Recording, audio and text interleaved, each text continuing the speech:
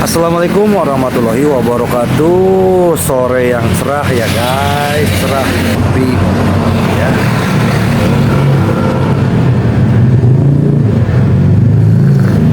Kamis, tanggal 19 September tahun 2024, bab 3256, Jenderal yang Beruntung. Bab 8586 sampai bab 8590. Saat ini, ribuan kilometer jauhnya di Nigeria, Wu Sutong, Panglima Istana Gubernur Tentara Kanan, sedang mengadu kepada Jenderal Yuan Cheng. Di menara tinggi tanpa seorang pun di sekitarnya, dia berkata dengan kesal, "Jika kamu terus menunggu seperti ini hari demi hari, aku tidak tahu kapan akhir itu akan tiba. Bagaimana jika orang itu sudah mengetahui jebakan ini? Maka dia akan melakukannya, tidak pernah bisa menunggu."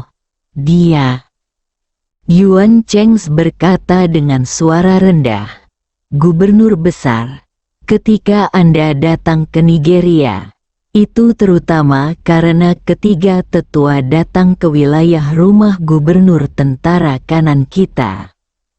Kita tidak boleh mengabaikannya.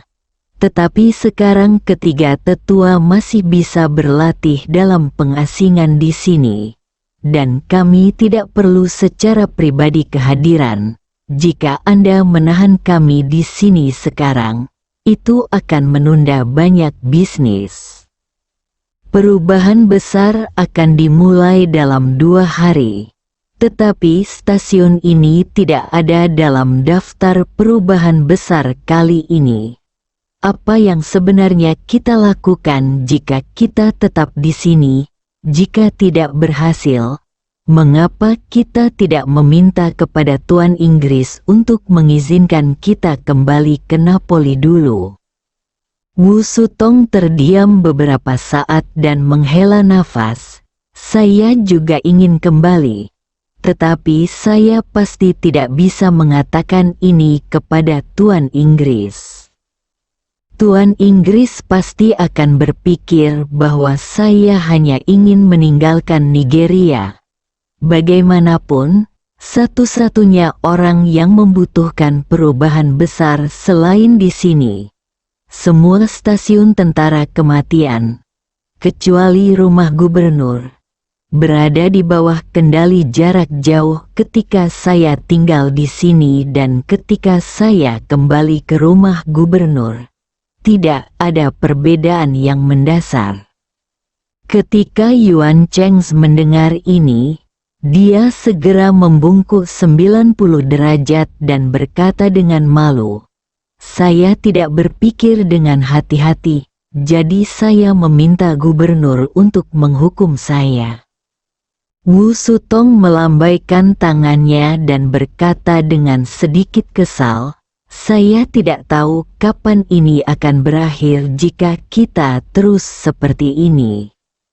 Setelah mengatakan itu, dia hanya bisa menghela nafas. Tapi kalau dipikir-pikir, ini juga merupakan kesempatan bagus untuk istana gubernur tentara kanan kita. Saat ini, orang misterius atau organisasi misterius itu telah menjadi masalah serius bagi Tuan Inggris.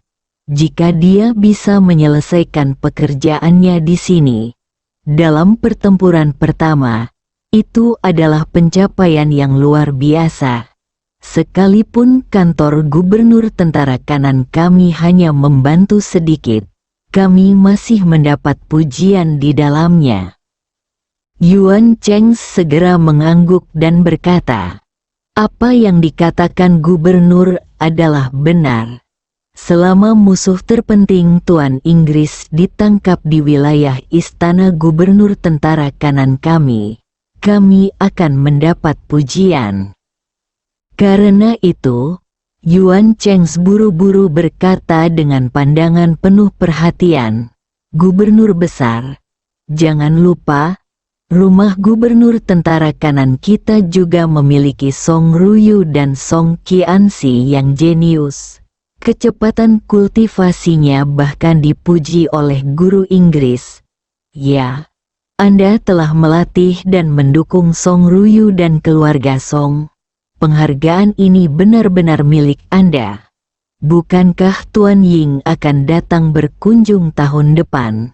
Dia pasti akan berada dalam suasana hati yang baik ketika dia bertemu Song Qianxi. Ketika Wu Sutong mendengar ini, dia mengangguk sedikit dan alisnya menjadi lebih rileks. Menurutnya, Song Ryu adalah harta yang diberikan kepadanya oleh Tuhan. Dia bisa mewujudkan Taoisme sendiri di usia 20-an. Belum lagi 4 El Agung, bahkan 3 Tetua Agung. Tak satu pun dari 3 Tetua Agung yang menyadari Tao sendiri di usia 20-an. Apa yang paling dinantikan Wu Sutong sekarang adalah Master Inggris Wu Feiyan dapat membawa Song Ryu ke sisinya untuk melatihnya. Dalam hal ini, Song Ryu pasti akan menjadi jenderal kepercayaan Wu Feiyan pada waktunya. Masa depan akan dipimpin oleh Song Ryu. Bisa dibilang masa depan Song Ryu cerah. Bahkan cukup cerah hingga mempesona. Begitu Song Ryu melayang ke langit, sebagai kepala keluarga Song, dia pasti bisa mendapatkan banyak manfaat darinya. Bagaimanapun, suku Song Ryu masih di bawah kendalinya. Jika Song Ryu ingin sukunya menjalani kehidupan yang lebih baik, dia harus menghormati dirinya sendiri.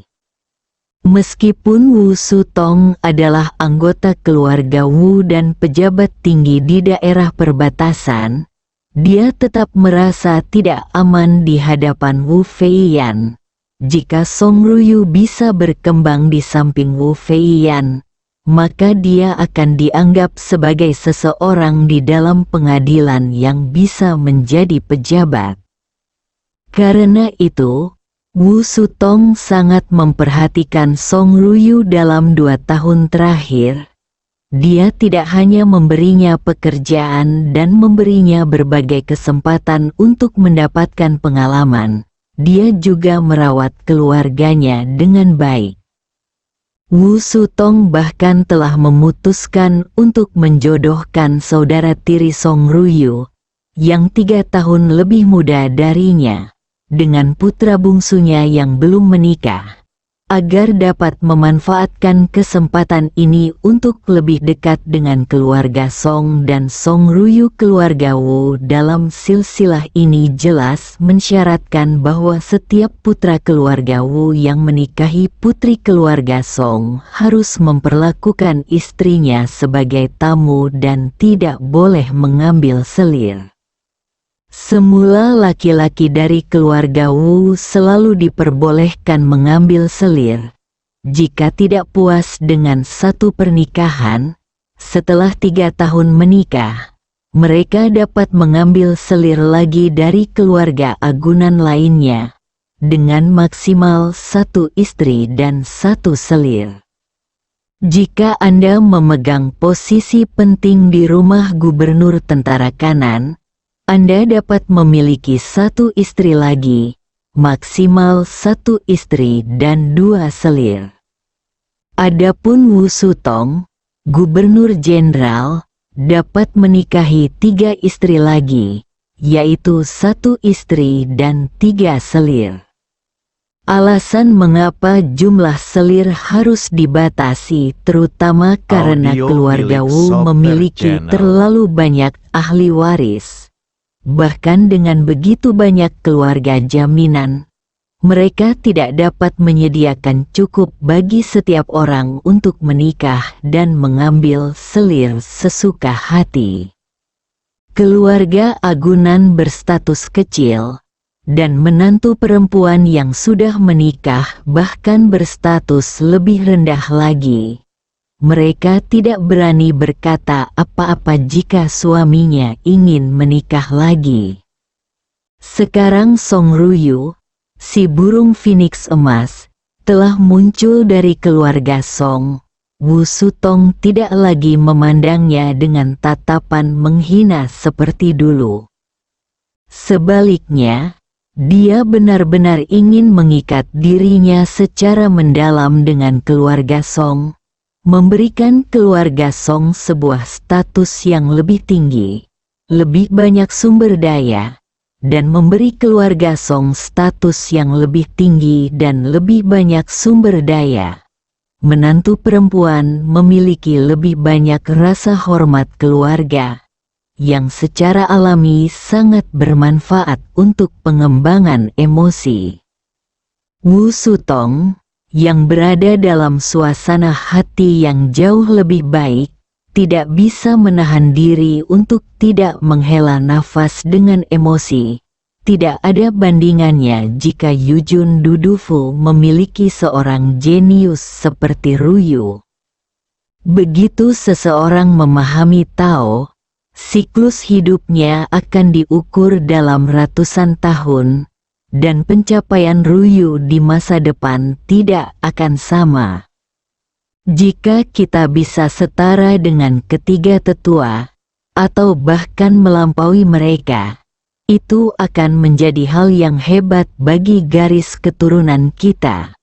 Meskipun Yingzu, dia adalah nenek moyang saya keluarga Wu, tetapi keluarga Wu memiliki terlalu banyak ahli waris. Yingzu dia tidak akan menyukai kita, tetapi Ruyu berbeda. Jika dia menjadi talenta hebat di masa depan, kita akan mendapatkan keuntungan langsung. Audio milik Sob Keempat Channel. mantan Earl semuanya bisa mendapatkan ramuan dari Wu Feiyan secara teratur. Bagi mereka, ramuan itu bisa meningkatkan kultivasi atau aura mereka, efek yang sama tetapi pendekatannya berbeda. Dan Song Ruyu pasti akan menerima perlakuan yang sama atau bahkan lebih baik di masa depan. Wu Feiyan akan memberikan perhatian tertentu kepada ahli waris yang memegang posisi penting dalam keluarga Wu. Tetapi perhatian semacam itu berada pada level yang sama. Jika 4 gubernur lainnya bisa mendapatkan ramuan yang menjamin masa hidup 120 tahun, Wu Sutong akan melakukannya. Bukannya aku ingin hidup sampai umur 103 tahun.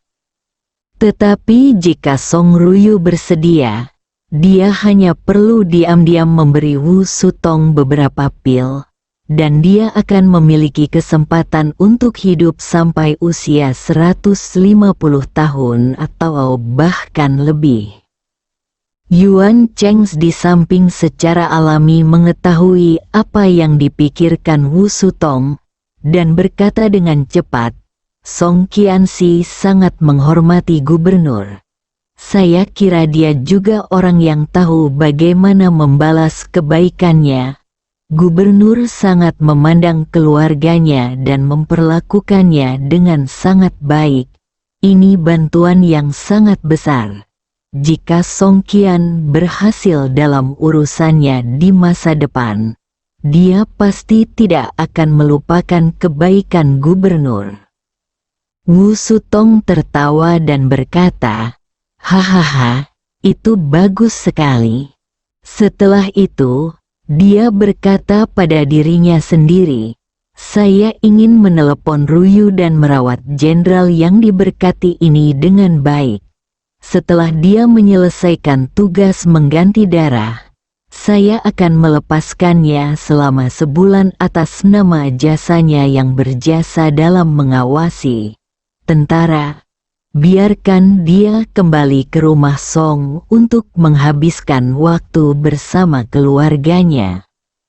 Saat ini, Duke Mining di Maroko, Mesin penambangan tugas berat dari Liebherr beroperasi dengan kapasitas penuh, dan truk penambangan tugas berat dengan muatan lebih dari 300 ton bergegas bolak-balik di beberapa area penambangan fosfat Duke Mining, memicu badai putih di daratan putih. Ye Chen melihat truk-truk ini, yang tingginya hampir 3 lantai, dan merasa iri jika truk-truk ini diangkut ke Suriah untuk membantu Kuil Wanlong membangun pangkalan dan benteng permanen. Hasilnya pasti akan 2 kali lipat dengan setengahnya. Jika Hamid diberi sedikit, dia bisa menghancurkan beberapa bukit di dalam pangkalan. Dia juga tahu bahwa kartu penambangan ini akan dibakar dalam 2 hari, dan dia pasti tidak akan bisa membawanya. Jika dia serakah, dia hanya bisa membeli beg baru dan mengirimkannya ke Timur Tengah. Song Ruyu di samping tampak tidak berdaya saat ini. Meskipun dia tidak berani melarikan diri dari Ye Chen, dia benar-benar tidak ingin dipaksa oleh Ye Chen jika King Hui menganggapnya sebagai pembelot, bahkan jika Po King Hui menganggapnya telah diculik atau dibunuh. Anggota klannya sendiri akan kehilangan dukungan terbesar mereka di masa depan langit. Saat hatinya diliputi keputusasaan, ponsel di sakunya tiba-tiba bergetar. Dia segera menatap Ye Chen dan hendak berbicara. Tetapi Ye Chen berbicara lebih dulu. Apakah ini panggilan telepon? Song Ruyu mengangguk dan berkata dengan hormat, seharusnya begitu. Ye Chen berkata, keluarkan dan lihat siapa yang memukulnya. Saya akan membiarkan Anda mengambilnya sebelum Anda mengambilnya. Ya, Song Ruyu menjawab dengan hormat, dan kemudian mengeluarkan ponsel khusus itu.